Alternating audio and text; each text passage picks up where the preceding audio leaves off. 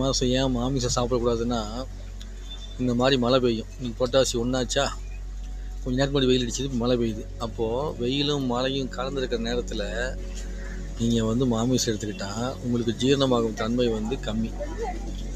So அதனால் அந்த ஜீரணமாகும் தன்மை கம்மியாக இருக்கும்போது இந்த குளிர்ச்சினால உடம்புக்குள்ள நோய் வர்றதுக்கு வாய்ப்பு உண்டு. ஸோ இந்த நேரத்தில் இயற்கையான உணவுகளை எடுத்துக்கும் போது எளிமையாக ஜீரணமாக இருந்ததுன்னா நோய் தன்மை வராமல் இருக்கும்.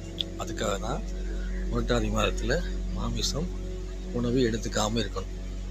ஸோ இதற்கு வழிபாட்டு மூலமாகவும் நம்ம வந்து என்ன பண்ணலாம், பின்பற்றலாம். ஸோ அதை செய்ய செய்ய செய்ய உங்களுக்கு ரொம்ப அற்புதமான சக்திநிலை படம் உடம்புல வந்து கிடைக்க தொடங்கும். அதனால் மிஸ் பண்ணிடாதீங்க. புரட்டாசி மாத காலத்தை பயன்படுத்திக்கிட்டு உங்கள் உடல் தன்மையை மேம்படுத்துறதுக்கான வேலையை செய்ய தொடங்குங்க. அது ஒன்று தான் உங்களுக்கு வெற்றி கிடைக்கும். நீங்கள் அப்படி இல்லாமல் நோய் தன்மை வர மாதிரி உணவை சாப்பிட்டுக்காதீங்க இந்த காலத்தில். சரிங்களா? நன்றி.